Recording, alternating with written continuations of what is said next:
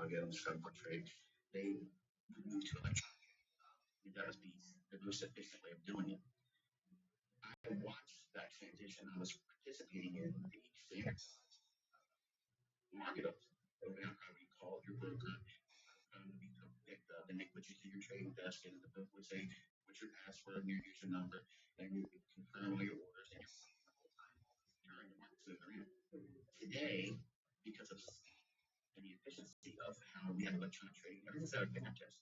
The smartphone I'm holding on here right now, you can't see, but I'm waving right now, is a million times more efficient than it was when I first started trading in 1992. So if they all we should be thankful, and any new trader coming up should be very understand how hard it was back in the 90s when it was we watched it become electronic. What has changed is it's become easier. It's far more, it's much more efficient in terms of time, your timing, the amount of information is abundant. And your phone is literally like a library at your fingertips. We didn't have all that stuff back then. The best thing we had was the financial news channel, which was now CNBC. Whatever they told you in a ticker tape at the bottom of the screen, that was it. That was that's the ultimate insight. And today we're spoiled because we have all of these resources, and unfortunately, it creates that problem of information overload and analysis paralysis. So it's a double-edged sword. Changed, but unfortunately, too much of a good thing can probably be a bad thing. Sure. So do you, when things get, I mean, things are going to progress from here, obviously, and down the same trend we've been going. So do you foresee, again, this would be speculation, but do you foresee anything changing in the future as things get even more computerized? Increasing globally. I don't think anything would. Here's this is the buzzword that's been going on for about 8 or 10 years now. This high frequency trading. High frequency trading models are screwing up the market. They're not. They're providing liquidity. And when you understand liquidity, you'll understand that that's actually a good thing. The more people that are trading, the more the market will be. And it creates more counterparties, and you won't get these quote unquote flash crashes because those stats aren't occurring because someone bad fingered an EC. Okay. Because again, that goes back to the same premise that traders are controlling the outcome of the marketplace when we're not. We're not. When we engage in price and practice sound risk management, we have only that as our defense, that's our shield. We don't always know what we're trying to do. To falsely attribute to things that aren't happening, I think it's foolish. Yeah, that totally makes sense. So in crypto, something hit me when you said Bitcoin appears occasionally to dip into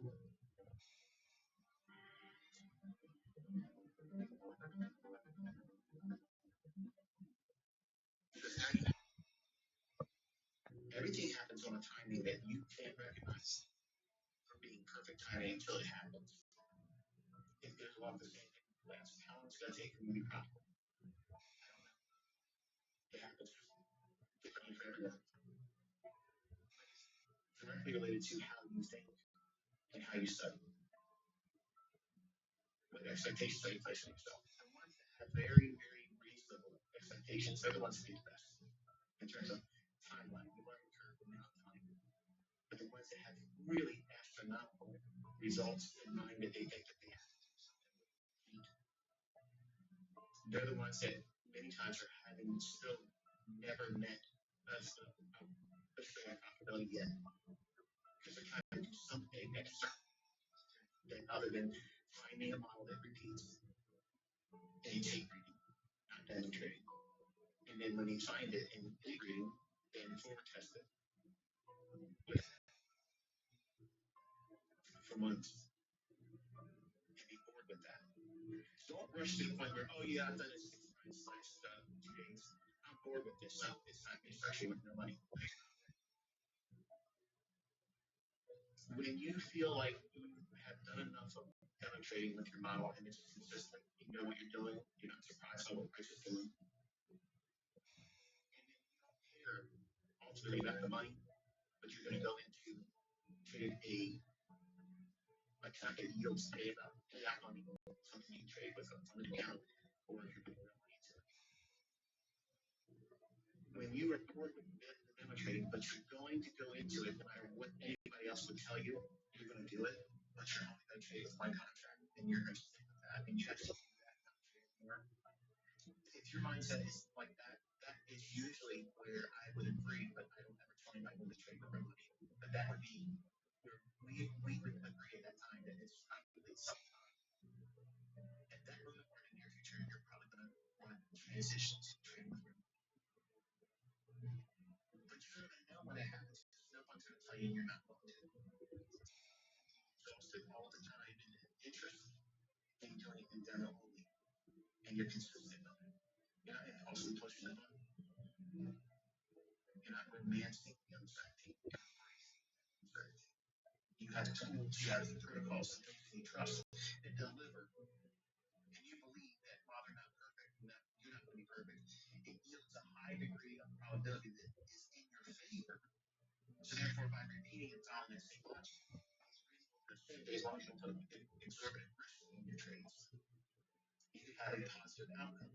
And over time, that positive outcome with one contract can be parlayed up into more contracts used, but the risk never increases percentage wise.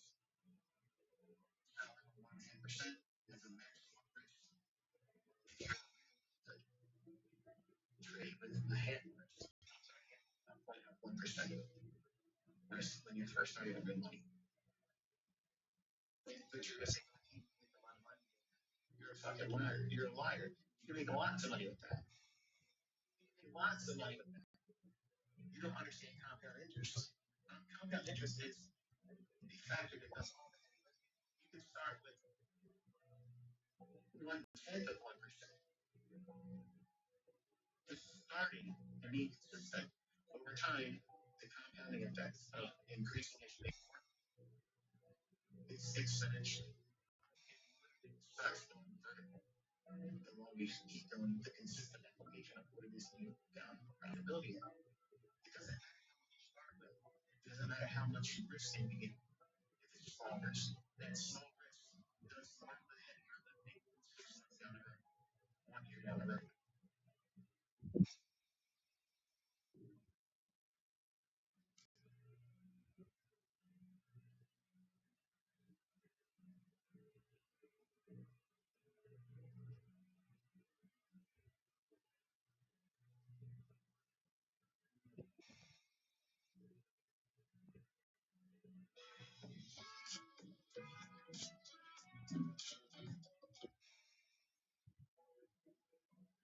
And inside of 18 months, any of you that have a consistent application of a model that you've framed out, and you're sticking to those models, and you're now learning when to avoid the market, so be problematic.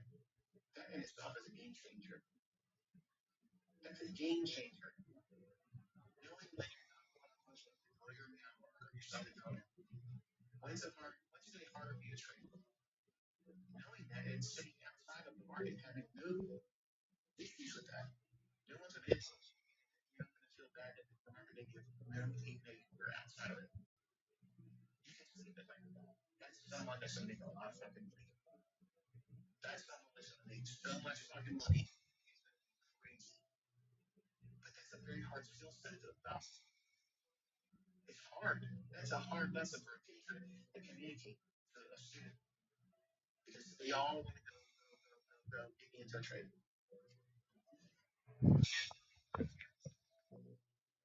They're not ready to learn these lessons of knowing when to sit still. You will learn lessons like that. You see the value in that. I guarantee you will not be profitable until you fix that. That was my underlying issue.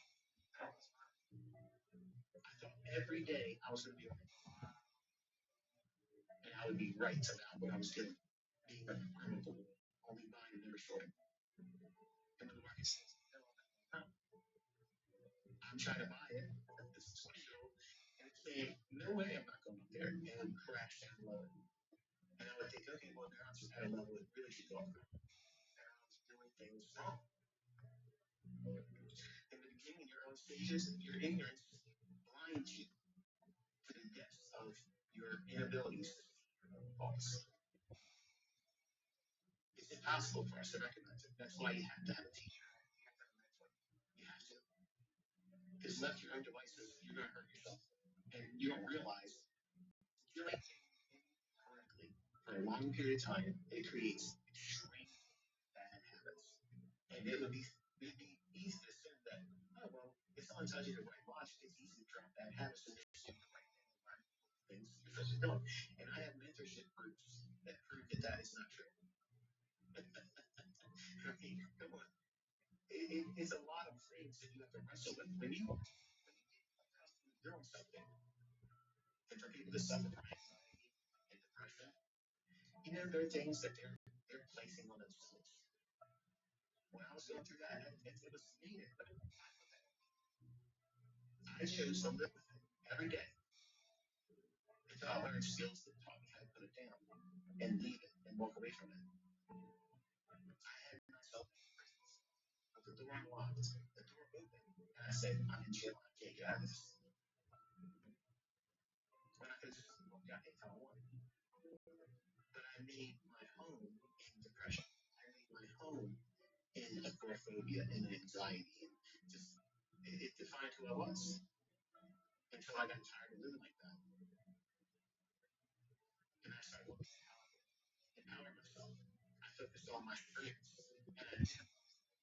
and I started doing things like self-talk, and I cheerleaded myself, and I brought myself out of mental illness to a position where lots of people around the world listen to me, and they take great comfort knowing that I came from that, and I'm able to share a skill set with you live over market price that can yield you a change of lifestyle. And if I can accomplish that, you can. I'm giving you the recipe for it. And other people used it and look at their results. Don't look at mine, look at yours. Because if you put the work in, you're going to see the evidence. You'll see the testimony. You'll see the proof that you can do it. So you can do it. Anybody else can do it. And I'm trying my best to encourage myself to make the right decision.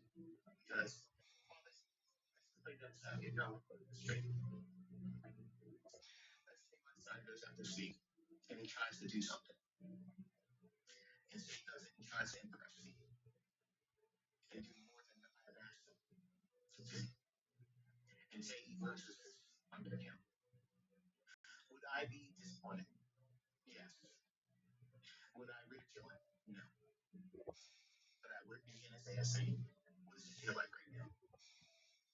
How does it feel right now? Knowing what you feel, what you felt, what you were doing right before you entered the trade, why you were entering the trade, what was the outcome you were expecting? And is that in spec with what you were supposed to do?